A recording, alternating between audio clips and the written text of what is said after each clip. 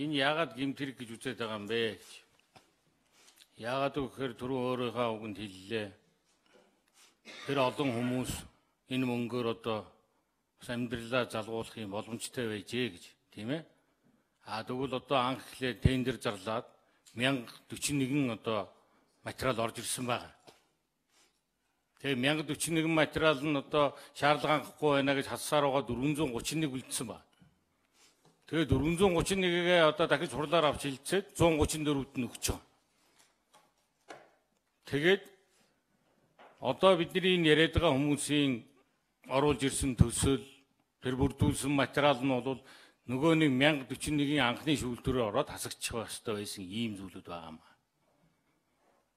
Тэгтэл яхаараа энэ одоо өнөөдөр ийм төсөл хэрэгжихгүй юмд, ийм материал бүрдэл дутуу юмд өнөөдөр зээл олгогдоод ингээд зээл авах болж байгаа юм бэ. Энэ нөгөө нэг тэгш байдал гэдэг юм чинь хаана байгаа юм бэ Монгол? Энэ эрүүгийн хөлөмж өөрөө тийм л заалттай шүү дээ. Хин нэгэнд чи албан тушаалаа ургуулan ашиглаж давуу байдал олгож болохгүй л гэсэн заалттай.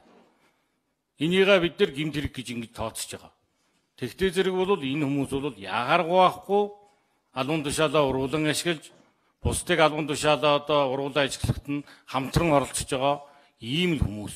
Тийм учраас би энийг гэмтэрэг байна гэдээ ингэж оруулж ирж байгаамаа.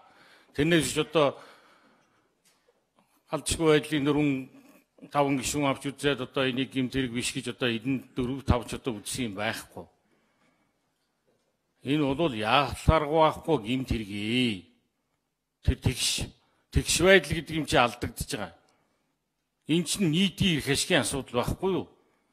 Хүн болгон болцоотой өөрсдөө юмыг зөв гаргаж ирээл тэр шаардлагын хэмжээний юмыг гаргаж ирээл тэгээд тэрнийхээ зээлийг аваад зорилтын дагуу яагаад ингээд өөрөө иргэд маань өөрсдөө амжиргаагаа залгуулах ийм л асуудал шүү.